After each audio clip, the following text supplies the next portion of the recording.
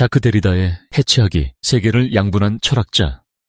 세계를 두 갈래로 가른 철학자 자크 데리다. 그는 읽기와 쓰기 사이에서 의미를 해체하는 전략, 해체를 세상에 던졌다. 언어가 견고하다는 믿음, 법과 정치, 예술의 토대까지도 그의 사유는 흔들어 놓았다. 고정된 중심은 없고 의미는 끊임없이 세계를 어떤 사람은 그를 현대 철학 최고의 사기꾼이라고 부르고요. 또 어떤 사람은 가장 오해받는 천재라고 부릅니다. 자크 데리다. 정말 극단적인 평가가 공존하는 사람이죠. 오늘은 바로 이 논란의 철학자가 남긴 생각의 흔적들을 하나씩 따라가 보려고 합니다. 그의 사상이 대체 뭐였길래 이렇게까지 세상을 떠들썩하게 만들었는지 지금부터 저랑 같이 한번 파헤쳐 보시죠. 아니, 한번 생각해 보세요. 대체 어떤 철학자길래 바로 옆에서 같이 연구하는 동료 학자들한테 사기꾼이라는 소리까지 들었을까요? 이 질문에 대한 답은요, 1992년 케임브리지 대학교에서 실제로 있었던 한 사건에서 찾을 수 있습니다. 이게 바로 그 편지 내용의 일부예요. 당대 최고의 석학들이 저 사람한테 명예박사 학위 주면 안 됩니다 하고 공개적으로 반대 서한을 보낸 거죠. 데리다라는 이름이 지성계를 얼마나 격렬하게 나누었는지 보여주는 정말 상징적인 사건입니다. 그러니까 대체 그의 생각이 뭐였길래 이렇게까지 격렬한 반응이 나왔을까요? 자, 그의 좀 복잡한 사상에 들어가기 전에 인간 데리다에 대해서 아주 간단하게만 짚고 넘어갈게요. 1930년 프랑스령 알제리에서 태어났고요. 1967년에는 정말 대단한데 거의 혁명적인 책 3권을 한 번에 냅니다. 그리고 1992년 아까 말씀드린 케임브리지 논란의 중심에 서게 되죠. 그리고 2004년에 파리에서 세상을 떠납니다. 자, 이제 본격적으로 그의 주장 핵심으로 들어가 보겠습니다. 데리다가 뭘 주장했냐면요. 서양 철학 전체가 사실은 아주 오래되고 또 아주 강력한 편견 위에 세워져 있다는 거예요.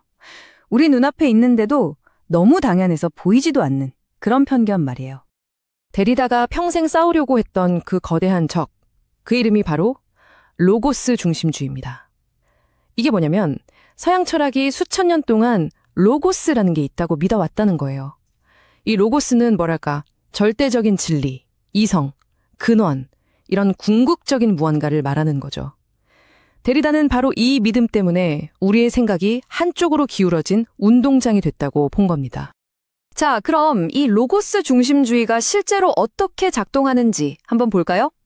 가장 대표적인 예가 바로 음성 중심주의입니다.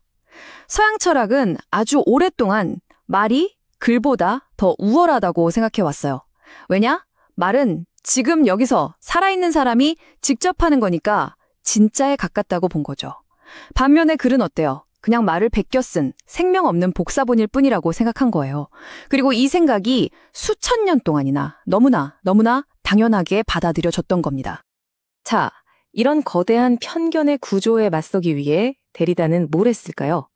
그는 아주 독창적이고 강력한 자신만의 무기를 만들어냅니다. 일종의 비밀병기라고 할 수 있죠. 그 첫 번째 비밀병기가 바로 차연입니다. 이거 데리다가 직접 만든 단어예요. 여기에는 2가지 의미가 숨어 있는데요. 첫 번째는 다르다는 의미의 차이입니다. 예를 들어 고양이라는 단어의 뜻은 개나 새가 아니라는 차이에서 생겨나는 거죠. 간단하죠? 그런데 2번째 의미가 중요해요. 바로 미룬다는 뜻의 지연입니다. 고양이가 뭔지 설명하려면 포유류, 네발동물 같은 다른 단어가 필요하잖아요? 그럼 포유류는 또 뭐죠? 그걸 설명하려면 또 다른 단어들이 필요하고 이런 식으로 의미를 찾는 과정이 끝도 없이 미뤄진다는 거예요. 그래서 결론은 어떤 단어도 그 자체로 완벽하고 고정된 의미를 가질 수 없다는 겁니다. 자, 2번째 무기는 대리 보충입니다.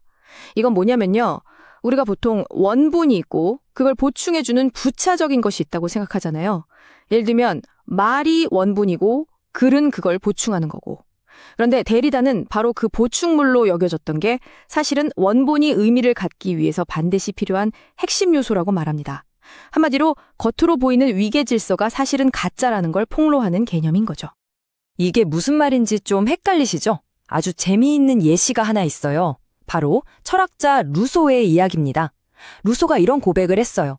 자기 애인이 바로 눈앞에 있을 때보다 멀리 떨어져서 그녀가 쓴 편지를 읽을 때 사랑이라는 감정을 훨씬 더 강렬하게 느꼈다는 거예요. 자, 여기서 보세요. 원본인 실제 애인보다 보충물인 편지가 더 강력한 힘을 발휘하고 있죠. 우리가 생각했던 우월하고 열등한 관계, 그 위계가 완전히 뒤집히는 순간입니다. 자, 지금까지 우리는 서양 철학의 문제점, 즉 로고스 중심주의를 봤고요. 데리다의 비밀 병기인 차연과 대리 보충도 손에 넣었습니다. 그럼 이제 이 무기들을 가지고 뭘 할 수 있을까요? 드디어 나왔습니다. 데리다 하면 떠오르는 바로 그 단어, 해체입니다. 해체, 말이 좀 어렵게 들리죠? 근데 사실 아주 간단한 3단계로 나눠서 볼 수 있어요. 자, 1단계. 우리 생각 속에 숨어있는 위계 질서를 찾아내는 겁니다. 예를 들어, 남성은 이성적이고 여성은 감성적이다. 이런 거요. 그 다음 2단계는 뭐냐? 이성적이라는 게 있으려면 반대편인 감성적인 게 있어야 하잖아요? 이처럼 열등하다고 여겨졌던 쪽이 사실은 우월한 쪽을 떠받치고 있다는 걸 보여주는 거예요. 그리고 마지막 3단계, 이 위계를 확 뒤집어 보는 겁니다. 그렇게 함으로써 우리가 원래 그런 거야 라고 생각했던 것들이 사실은 자연스러운 게 아니라 만들어진 편견이었다는 걸 폭로하는 거죠. 그러니까 여기서 정말 중요한 포인트가 있어요. 해체라고 하니까 뭔가 다 때려 부수는 파괴라고 오해하기 쉬운데 절대 그게 아닙니다. 오히려 그 반대예요. 어떤 생각이나 글을 아주 꼼꼼하게 읽어서 그 구조가 어떻게 짜여 있는지, 그 밑에 어떤 불안정한 가정이나 편견이 숨어 있는지를 드러내는 뭐랄까 분석 도구에 더 가깝습니다. 비유하자면 완성된 건물을 보고 그 설계도를 역으로 그려보는 작업 같은 거죠. 자, 이제 데리다 이야기의 클라이맥스입니다. 그의 가장 유명한 문장, 동시에 가장 크게 오해받는 문장을 한번 살펴볼게요. 이 문장 하나 때문에 데리다는 현실을 부정하는 허무주의자다, 이런 비난까지 받아야 했습니다. 바로 이 문장입니다. 프랑스어로 Il n'y a pas de hors texte. 이걸 그대로 번역하면 텍스트의 바깥은 없다는 뜻이거든요. 그러니까 많은 사람들이 이걸 어떻게 오해했냐면, 아니 세상에 글자 말고는 아무것도 없다고? 현실은 존재하지 않는다는 거야? 이렇게 받아들인 거죠. 하지만 데리다의 진짜 의도는 그게 전혀 아니었습니다. 그가 말하고 싶었던 텍스트는 그냥 글자가 아니라 맥락에 가까운 개념이었어요. 그러니까 이 말은 사실 맥락의 바깥은 없다는 뜻입니다. 어떤 단어나 개념이든 그걸 둘러싼 역사적, 문화적, 언어적인 맥락을 떠나서는 아무런 의미도 가질 수 없다는 거죠. 현실을 부정한 게 아니라 우리의 의미라는 게 어떻게 만들어지는지에 대한 정말 엄청난 통찰이었던 겁니다.